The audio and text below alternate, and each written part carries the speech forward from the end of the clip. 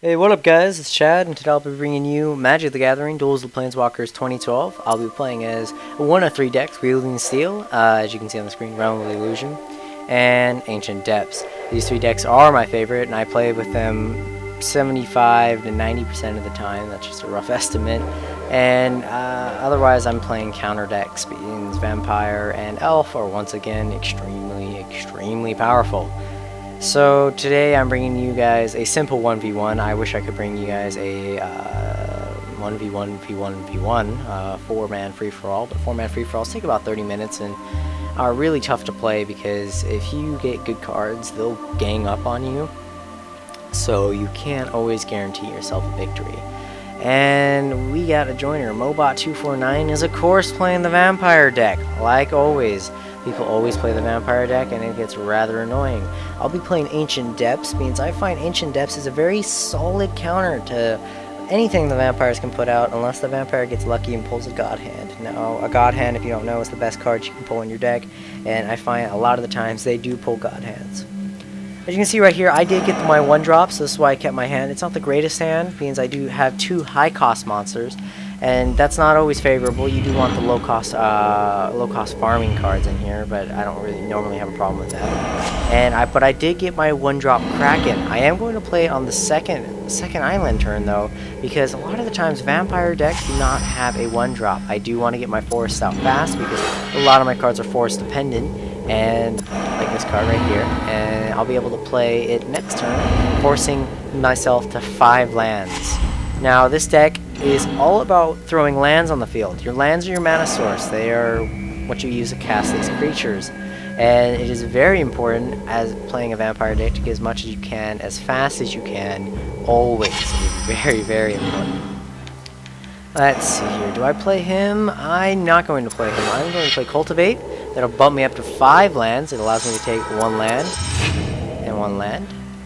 It'll bump me up to 4 lands. Excuse me, I forgot. Cultivate isn't the other card. It'll bump me up to 4 lands, but it'll bring me 1 in my hand, which is great because I always like to keep 2 lands in my hand with this deck until later on. Now, Gatekeeper Malakir, the card he just played, if he kicks it, which means pay that additional mana cost, he can destroy a creature on my field. And he's going to destroy my Kraken. Now, unfortunate as that is, he can now enter into my domain.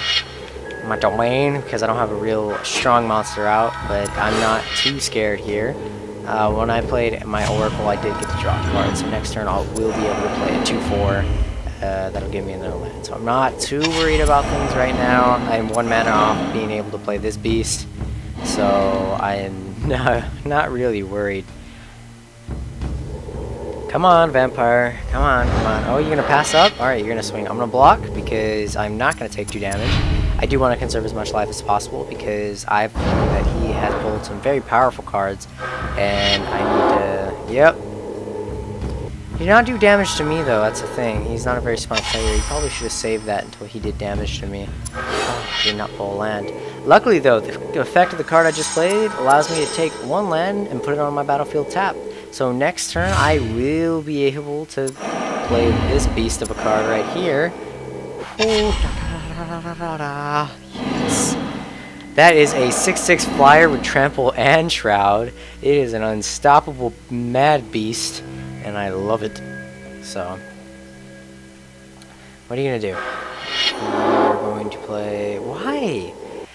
See, in 2012, the news said there's vampires are getting brought down a level again. Not all of them have lifelink now. They have something new called Bloodthirst. Now, Bloodthirst is an ability in which you are able to say you damage me for 1. Well, his creature card over there has Bloodthirst 1. Well, when you damage me for 1, you and then play damage my life, mind you, not my creatures. When you damage my life points and then and then play him, he'll gain +1/+1. And now Bloodthirst is affected by Proliferate cards, so I'm already building myself a Proliferate black deck that'll focus on Bloodthirst tokens on my creatures, and I can probably build myself a 6/6 Vampire by like the 4th turn of this Proliferate cards. It is a very ridiculous setup, and I'm looking forward to playing it because I am not a big fan of black. I hate all black cards. No racial there. I just find that black is completely overpowered and nonsensical and is easy to play. so I tend to avoid it at all times. Explosive Vegetation, this is the card I was talking about. It allows me to put 2 lands on my battlefield tapped, and then I am going to not swing. Should I swing? I think I'm going to swing and take a chunk out of his life. Let's think here. I'm not going to swing just yet. I'm going to wait till I get him out. And I'm going to play this card, though. That card allows me to choose 1 card from my hand. Ooh, you're going to counter it. Target creature gets -3/-3 until the end of the turn. You may tap any number of tap vampire creatures you control. Oh, smart timing. Smart timing. But it does honestly matter because I do gain the life. So now all of his creatures are buffed up. That card allowed me to play. Oh, that's not good. That card allowed me to choose 1 monster from my hand, and this monster has 8 mana cost, so I gain 8 life. It is a very potent card with this deck. I love it to death. Let's see here. What do you have as Beastly on the other side? Flying. I'm going to get rid of you because I need some creatures out in the field. And then play this card, which once again allows me to put 2 extra lands on my field. So now I have, I think, upwards of 12 land. Hey, Wild Unicorn's online. Upwards of 12 land on my field, which is a ridiculous number of land. I'm able to summon anything at any time, basically, now, and I'm going to hit him for 6. It's a massive number. Now, the card I played, called Evan Mutation, allows me to take 1 of his creatures, or one of my creatures, it depends on which one, and return it to his hand. But in exchange, I get 1/1 Saporlings, they call them? I thought they were saplings. I'm just going to call them saplings. On the field as tokens equal to the converted mana cost. So now I have an army of creatures just there to soak up his attacks. So now I'm thinking he is very frustrated. He knows Lothus the Tidemaker is coming out. He knows he doesn't have much time. He knows he's going to have to block my 6/6 flyer with his 4/4 flyer. And he knows that he is in a very, very difficult position right here. I'm going to swing with my 6/6 flyer. And he is going to block with his 4/4, I'd hope. What are you going to do? What are you going to do? What are you going to do? Come on. Oh, you're going to take it. Urge to Feed, though. Okay. He's going to play it on one of my Supportlings. I would honestly play it on my... Oh, I have Shroud. I forgot. So he is going to gain once more power. And I am kind of getting scared of his creatures now. They are very, very powerful. He'll be able to heal for a retarded amount with his lifelink creatures. I think he'll be able to heal 8. He has 2 lifelink creatures, so... What are you playing? Oof. Another flyer. Too bad. I'm gonna win next turn. There's no point. Lothos the Tidemaker's effect, which you'll see here momentarily, is insane. I can basically tap any amount of cards I want and just lol. What you'll see here is me swinging. Continue. And now with Lothos the Tidemaker, I will tap 8 of his cards. I will tap every single creature card, and I will tap both his mana.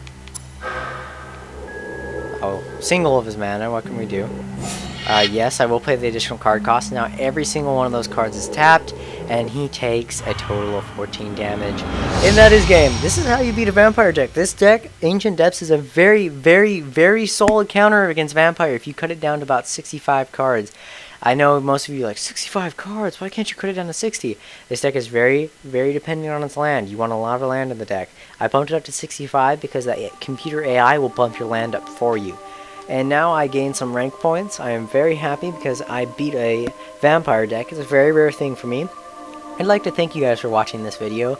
It's something I very, very much enjoy. I know I enjoy Call of Duty too, but this game I get so much more joy out of it instead of Call of Duty, because I play Call of Duty for so long, it gets rather boring. As you can tell by me speaking so fast, I do want to wrap up this video. I don't want to keep you here forever. I'd like to thank you guys for watching this video, and I will see you all later. Have a nice day. It's very important that you have one.